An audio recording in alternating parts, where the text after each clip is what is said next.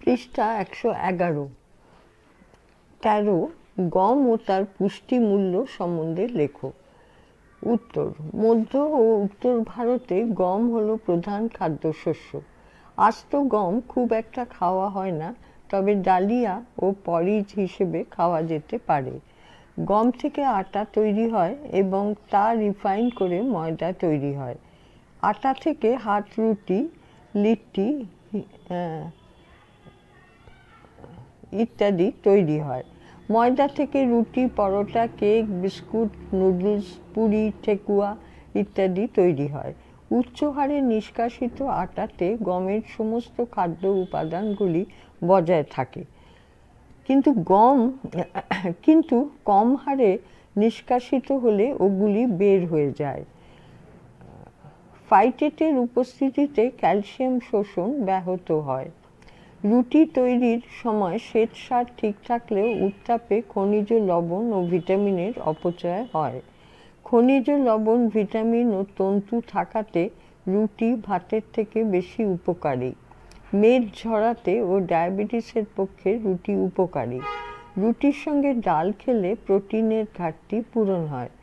গম বীজের তেলে ভিটামিন ই ও অত্যাবশ্যক ফ্যাটি অ্যাসিড পাওয়া যায়।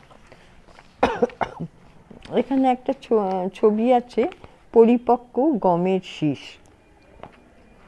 14 চাল, গম, আটায় বিভিন্ন খাদ্য উপাদান (ICMR এর নির্দেশ অনুসারে চাল, গম ও আটা, ময়দা ও ভুট্টা থেকে প্রাপ্ত বিভিন্ন খাদ্য উপাদানের তুলনামূলক বিচার করো।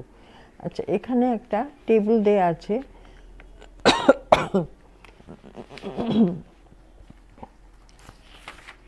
টেবিলটা আমি পড়ে দিচ্ছি। আচ্ছা, এখানে পরপর ভাগগুলো হচ্ছে: খাদ্য 100 গ্রাম, শক্তি কিএল, প্রোটিন গ্রাম, ফ্যাট গ্রাম, কার্বোহাইড্রেট গ্রাম, তন্তু গ্রাম, ক্যালসিয়াম মিলিগ্রাম, ফসফরাস মিলিগ্রাম, লোহা milligram, vitamin B1 milligram, vitamin B2 milligram, vitamin B3 milligram, folic acid milligram, জল মিলিলিটার। আচ্ছা, এবার আমি একটা একটা করে পড়ে যাব আইটেম আর জিনিসগুলো বলে যাব।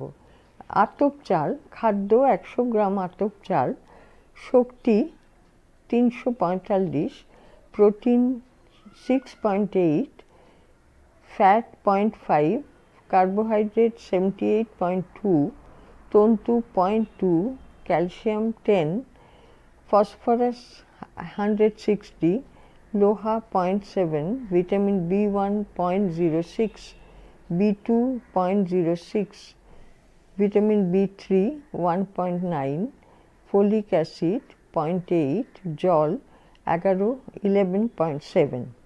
কলে ছাঁটা সিদ্ধ চাল 346, 6.4, প্রোটিন, ফ্যাট 0.4, কার্বোহাইড্রেট 79, তন্তু 0.2, ক্যালসিয়াম 9, ফসফরাস 143, লোহা 1, vitamin B1 0.21, B2 0.05, B3 3.8, folic acid 0.11, জল 13.3। কলে ছাঁটা গম 350, প্রোটিন 12, ফ্যাট 1.7, কার্বোহাইড্রেট 73, তন্তু 2, ক্যালসিয়াম 41, ফসফরাস 389, লোহা 5.3, vitamin B1 0.5, vitamin B2 0.17, B3 5.5, folic acid 0.366, জল 10। গমের আটা 341, 12.1, প্রোটিন 12.1, ফ্যাট 1.7, কার্বোহাইড্রেট 69.4, তন্তু 1.9, ক্যালসিয়াম 48, ফসফরাস 355, লোহা 4.9, vitamin B1 0.49, B2 0.17, B3 4.3, folic acid 0.358, জল 12.2, ময়দা 348, প্রোটিন 11, ফ্যাট 0.9, কার্বোহাইড্রেট 73.9, তন্তু নেই, ক্যালসিয়াম 23, ফসফরাস 348, লোহা 2.7, vitamin B1 0.12, B2 0.07, B3 2.4, folic acid নেই, জল 14, ভুট্টা 342, প্রোটিন 11.1, ফ্যাট 3.6, কার্বোহাইড্রেট 66.2, তন্তু নেই, ক্যালসিয়াম 10, ফসফরাস 342, লোহা 2.3, vitamin B1 0.42, B2 0.10, B3 1.8, folic acid নেই, জল 14.9।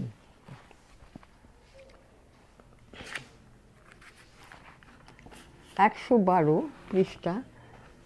গমের প্রোটিন হল গ্লায়াডিন ও গ্লুটেনিন, এদের একত্রে গ্লুটেন বলে। এর মধ্যে আবশ্যক অ্যামাইনো অ্যাসিড লাইসিওথিওনিনের অভাব থাকার জন্য এবং ডাল, সয়াবিন, বাদামে লাইসিনের প্রাচুর্য থাকায় এই খাদ্যগুলি পরস্পরের পরিপূরক। খনিজ পদার্থের মধ্যে প্রচুর ক্যালসিয়াম, ফসফরাস, লোহা ছাড়াও ম্যাঙ্গানিজ, কপার, জিঙ্ক আছে। বাইরের স্তরের থেকে ভেতরে বেশি খনিজ লবণ থাকে। ময়দা তৈরির সময় এগুলি বেশিরভাগই বার হয়ে যায়। রান্নার ফলে বি কমপ্লেক্স ভিটামিনগুলি অনেকটা নষ্ট হয়। রুটি তৈরির সময় 39%, পুরি তৈরিতে 55% নায়াসিন নষ্ট হয়। পাউরুটি তৈরিতে প্রায় 30% লাইসিন নষ্ট হয়। টোস্ট করার সময় প্রায় সবটাই নষ্ট হয়। প্যারাগ্রাফ 14, ডালের পুষ্টিমূল্য সম্পর্কে লেখো। উত্তর: সারা ভারতে ডাল একটি গুরুত্বপূর্ণ ও পুষ্টিকর খাদ্য হিসেবে গণ্য হয়। ভাতের সঙ্গে নয় রুটি বা পরোটা লুচি, পুরীর সঙ্গে সিরিয়াল বা দানা শস্যের সঙ্গে গ্রহণ করলে এটি পরিপূরক হিসেবে গণ্য হয় এবং খাদ্যে প্রোটিনের উৎকর্ষতা বাড়ায়। ডালে লাইসিন নামে একটি অ্যামাইনো অ্যাসিড আছে যা দানা শস্যে ঘাটতি থাকে। বিভিন্ন খাদ্যমূল্য নির্ভর করে জৈব মূল্য, পরিপাকযোগ্যতা, কত পরিমাণে কী খনিজ লবণ, ভিটামিন ও অত্যাবশ্যক অ্যামাইনো অ্যাসিড আছে তার ওপর। 100 গ্রাম ডাল থেকে 340 kcal শক্তি পাওয়া যায়। 55 থেকে 58% শ্বেতসার, কিছু তন্তু, 40% অ্যাসিড আছে, 40% ফসফরাস থাকে। ভিটামিনের মধ্যে ডালে প্রতি গ্রামে 50 থেকে 30 IU ভিট এ আছে।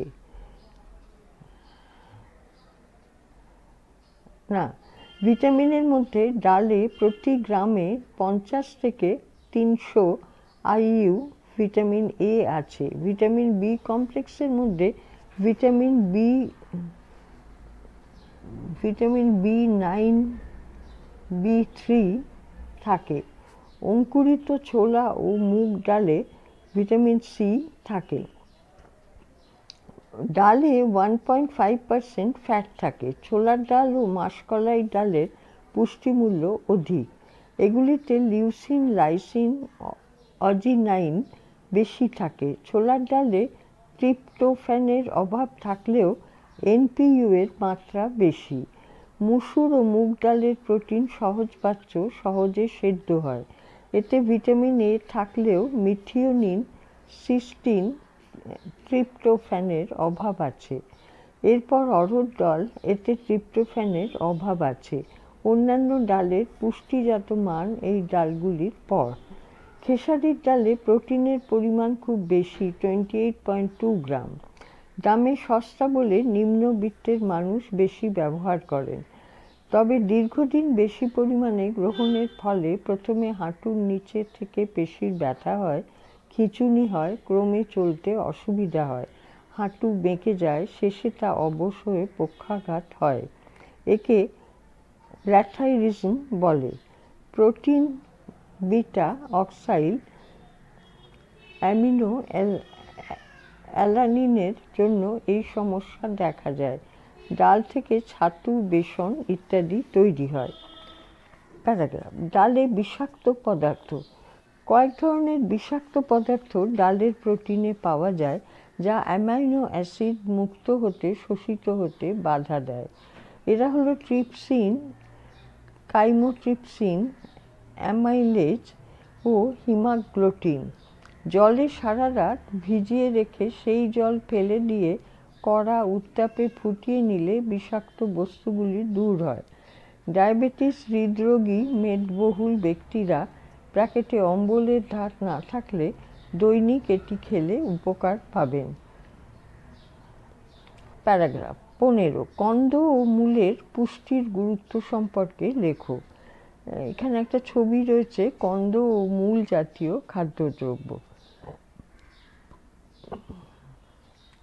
উত্তর। মূল জাতীয় খাদ্যগুলি হলো গাজর, বিট, মূলো, শালগম।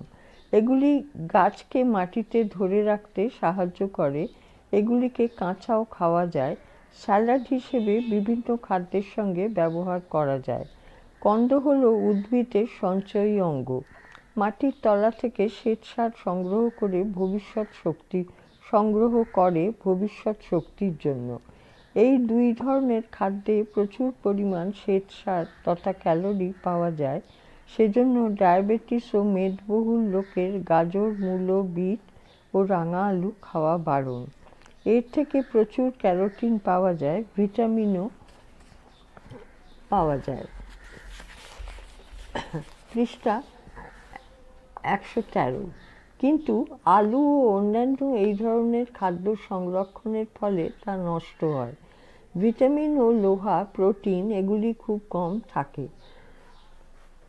পেঁয়াজের মধ্যে সালফার থাকে, যার জন্য পেঁয়াজ কাটলে চোখে ঝাঁজ লাগে। এগুলির গা যত দাগবিহীন নিরেট হবে, খাদ্যমূল্য ততই বেশি।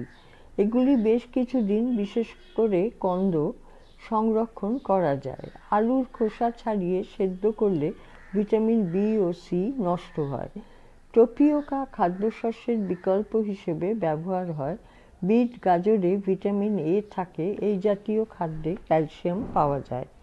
প্যারাগ্রাফ 16। পুষ্টিতে শাকসবজির সম্বন্ধে গুরুত্ব লেখো। এখানে একটা ছবি রয়েছে। এখানে আমাদের দৈনন্দিন ব্যবহার্য কিছু সবজি, কপি, মূলো, অনেক কিছু ছবি রয়েছে, ক্যাপসিকাম, আলু, মূলো, হ্যাঁ, অনেক কিছু এইসব ছবি রয়েছে। উত্তর। গাছের মূল, শাখা, ফল, ফুল, পাতা প্রভৃতি নানা অংশ শাকসবজি হিসেবে গণ্য হয়। মূল ও কন্দর কথা আগেই বলা হয়েছে। ফল টমেটো, বেগুন, ঢ্যাঁড়স। লতানো সবজি লাউ, চালকুমড়ো, শসা। শাক পালং, পুঁই, নোটে। শুঁটি জাতীয় কড়াইশুঁটি, বিন, বরবটি। ফুল মোচা, সজনে, বক ও কুমড়ো ফুল। এগুলি খোলা রাখলে খুব তাড়াতাড়ি শুকিয়ে যায়। ফুলের ক্ষেত্রেও জল বার হয়ে তাড়াতাড়ি শুকিয়ে যায়। এদের ক্যালোরি মূল্য খুব কম, কারণ জলের পরিমাণ বেশি।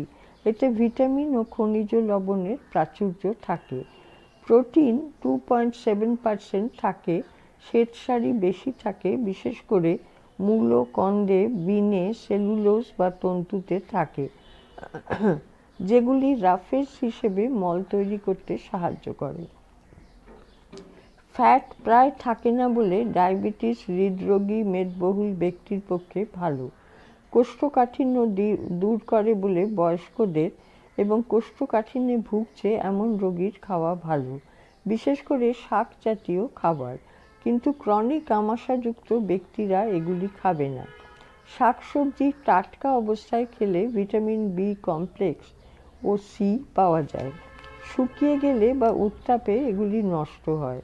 এগুলি আমাদের শারীরবৃত্তীয় নানা ধরনের কাজ করে। চোখ, চুল, দাঁত, হাড়, রক্ত সংবহন ভালো রাখে, তাই এগুলির একান্ত প্রয়োজন। ফলিক অ্যাসিড, যা এই ধরনের খাদ্যে পাওয়া যায়, তা রক্তাল্পতা নিবারণ করে। ভিটামিন এ, যা মূল, কন্দ, গাঢ় সবুজ শাক সবজিতে পাওয়া যায়, তা আমাদের চোখের দৃষ্টিশক্তি, হাড়ের দাঁতের বৃদ্ধি, গঠন ভালো রাখে, চুল ও ত্বক ভালো রাখে। সবজি কাটার আগে ভালো করে ধুয়ে নিতে হবে। পৃষ্ঠা 114। যাতে তাদের গা থেকে কীটনাশক দূর হয়, বড় বড় টুকরো করে কাটতে হবে, যাতে O2-র সংস্পর্শে এসে ভিটামিনগুলি জারিত হয়ে নষ্ট না হয়। তারপর এগুলি চাপা দিয়ে রান্না করতে হবে, যাতে ভিটামিন সি নষ্ট না হয়। সবজি সেদ্ধর জল ফেলা যাবে না, কারণ জলে দ্রবণীয় ভিটামিনগুলি জলের সঙ্গে বের হয়ে যায়। এই জাতীয় খাদ্য শরীরের ক্ষারের ভারসাম্য রক্ষা করে এবং অম্ল সৃষ্টিকারক আমিষ পদার্থের সঙ্গে সামঞ্জস্য করে। কিছু শাক পাতায় ক্যালসিয়াম অক্সালেট থাকার ফলে এগুলি বেশি খেলে অদ্রাব্য ক্যালসিয়াম তৈরি হয়ে কিডনিতে পাথর হিসেবে জমতে পারে।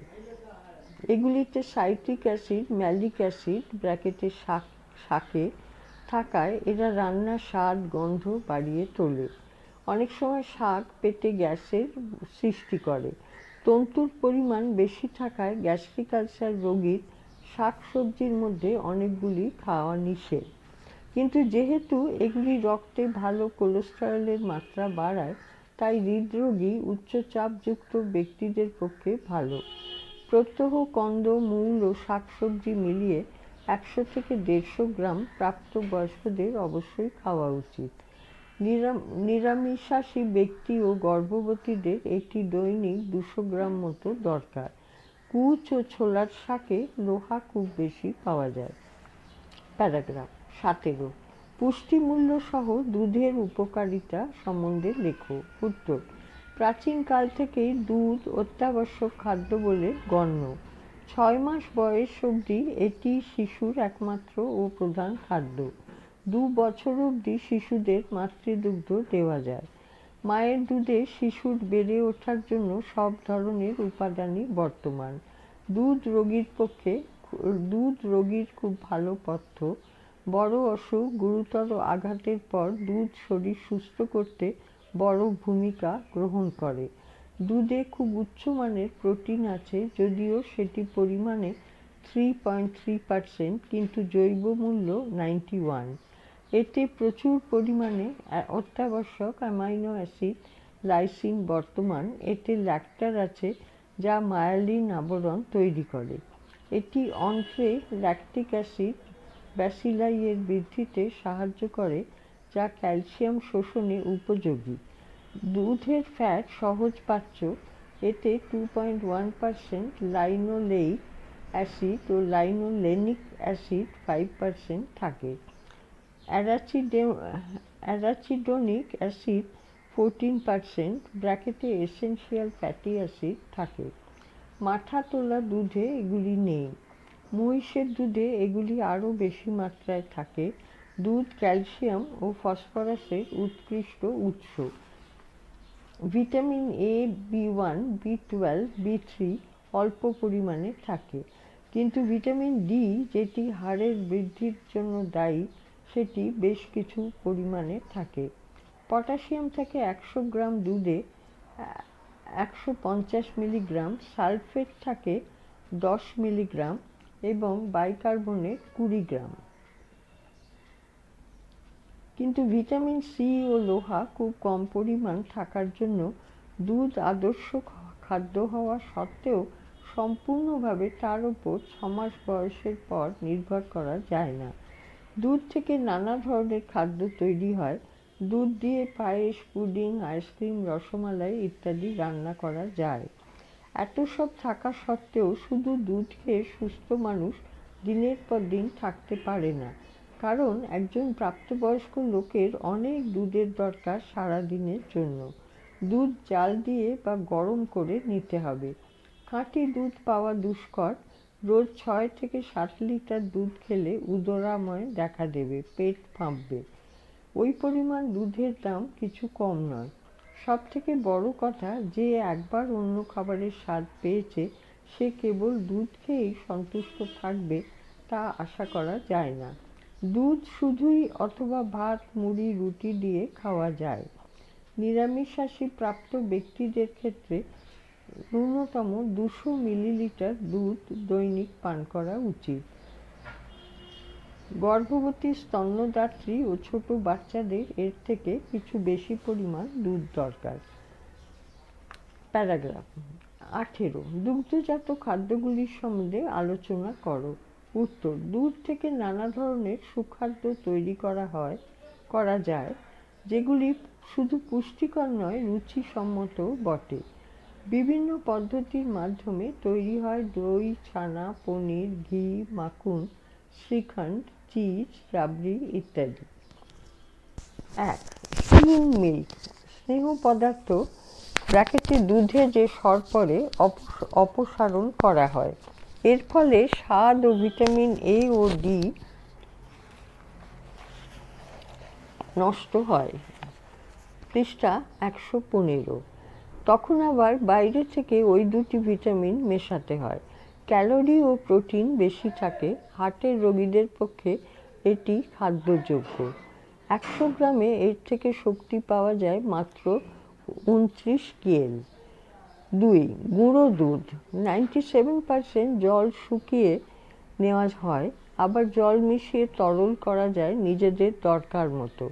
6 মাস মতো প্যাকেটে কৌটোয় রেখে দেওয়া যায় বা সঙ্গে নিয়ে যাওয়া যায়। ফোটাবার ঝামেলা নেই। এতে 26% প্রোটিন ও ফ্যাট আছে 100 গ্রাম। শক্তি 357 কিএল, ক্যালসিয়াম 370 মিলিগ্রাম। 3. Condensed milk. টিনের মধ্যে বহুদিন সংরক্ষণ করা যায় ও দরকার মতো ব্যবহার করা যায়। এটি আঠালো অর্ধতরল, পায়েসে বা পাউরুটিতে দিয়ে ব্যবহার করা যায়। 4. খোয়া। অর্ধ কঠিন প্যাকেটে সেমি সলিড পদার্থ। অনেকক্ষণ দুধকে ঘন করে জাল দিয়ে তৈরি করা হয়, ঠান্ডা করলে জমে যায়। এটি নানা মিষ্টি তৈরিতে কাজে লাগে। 100 গ্রাম দুধ কমে 20 গ্রাম হয়। এই খোয়া দিয়ে পুলি, পিঠে, গাজরের হালুয়া তৈরি হয়। 5. রাবড়ি। দুধের সরকে স্তরে স্তরে জমিয়ে রাবড়ি তৈরি হয়। সর পড়লেই তাকে তুলে নিতে হবে কড়াই থেকে। দুধের ওজন অন্ততপক্ষে কমে 1/3 হবে। 6. দই। সারা ভারতে জনপ্রিয় খাদ্য, যথেষ্ট পুষ্টিকর ও সুস্বাদু। দুধের ভিতরের উপাদানগুলির মান বজায় থাকে। দই খেলে ক্যালসিয়াম ও ফসফরাস সহজেই আত্তীকরণ হয়। এটি তৈরি করা সহজ। এটি সহজপাচ্য খাদ্য। শেষ পাতে বা শুধুই খাওয়া যায়। এর সঙ্গে চিনি মিশিয়ে মিষ্টি দই করা হয়। 7. ঘোল। দইকে বিশেষ প্রকার ঘেঁটে নুন, গোলমরিচ, চিনি ও জল দিয়ে প্রস্তুত করা হয়। 8. লস্যি। ঘোলের মতোই আরও বেশি ঘন করে তৈরি। গরমকালে উপকারী পানীয়। 9. চিজ। এটি কেসিন থেকে তৈরি হয়। চিজ তৈরির পদ্ধতির উপর কী পরিমাণে খাদ্য উপাদান থাকবে তা নির্ভর করে। এটি প্রোটিন জাতীয় খাদ্য, সাদা রঙের হয়। প্রকার: নরম ও শক্ত ধরনের রান্নাতে, স্যান্ডউইচে দিয়ে খাওয়া হয়। এতে কিছু লবণও মেশানো হয়। এটি ক্যালসিয়াম, ফসফরাস সমৃদ্ধ। এর পুষ্টিমূল্য খুব বেশি। 10. ঘি। মাখনের জল উত্তাপে শুষ্ক করে ঘি তৈরি করা হয়। এতে কেবলই স্নেহ পদার্থ থাকে। এর থেকে প্রচুর পরিমাণ শক্তি পাওয়া যায়। ভাতের সঙ্গে বা অন্যান্য অনেক রান্নাতে ব্যবহার হয়। হৃদরোগী মোটা লোকেদের পক্ষে ঘি খাওয়া ভালো নয়।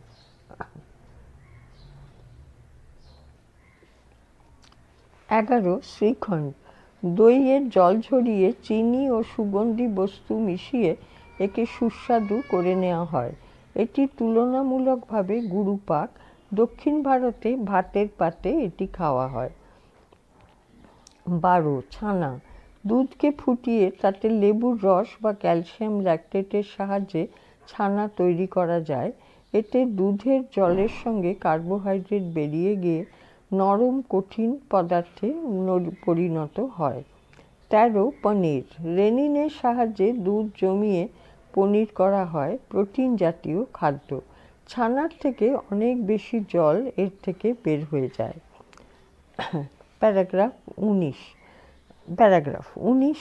চর্বি জাতীয় খাদ্যের দৈনিক প্রয়োজনীয়তা বিষয় আলোচনা করো। উত্তর: স্নেহ পদার্থের প্রকার।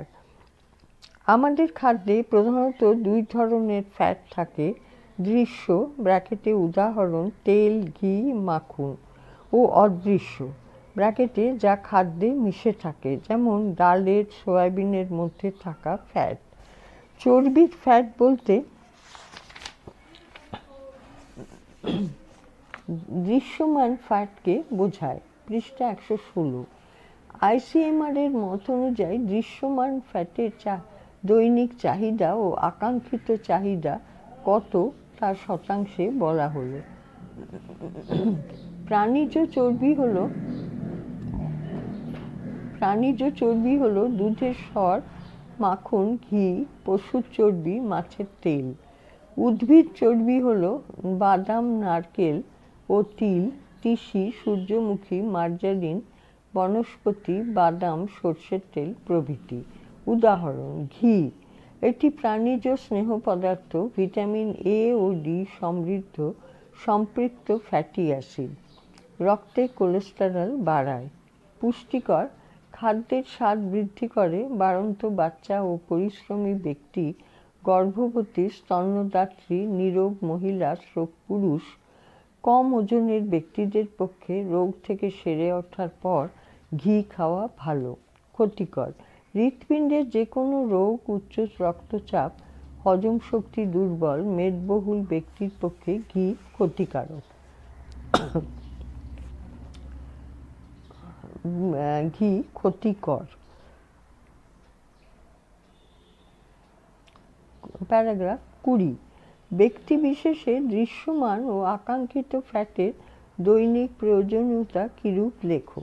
উত্তর: ব্যক্তি বিশেষে দৃশ্যমান ও আকাঙ্ক্ষিত ফ্যাটের প্রয়োজন হলো, এখানে একটা টেবিল দেয়া আছে, তাতে ব্যক্তি দৃশ্যমান ফ্যাটের দৈনিক প্রয়োজন শক্তি গ্রাম, দুটো কলাম। এবার আকাঙ্ক্ষিত ফ্যাটের প্রয়োজন দৈনিক, এখানেও শক্তি গ্রাম।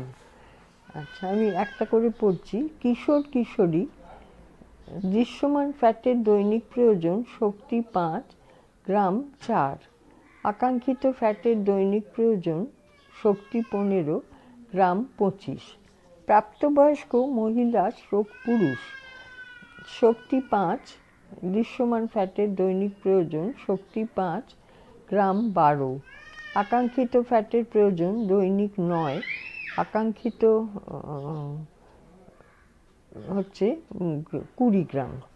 গর্ভবতী শক্তি 12.5, গ্রাম 30 দৃশ্যমান ফ্যাটের দৈনিক প্রয়োজন। আকাঙ্ক্ষিত ফ্যাটের প্রয়োজন ও দৈনিক শক্তি 12.5, গ্রাম 30। স্তন্যদাত্রী দৃশ্যমান ফ্যাটের দৈনিক প্রয়োজন শক্তি 17.5, গ্রাম 45। আকাঙ্ক্ষিত ফ্যাটের প্রয়োজন দৈনিক শক্তি 17.5, ওটা 45।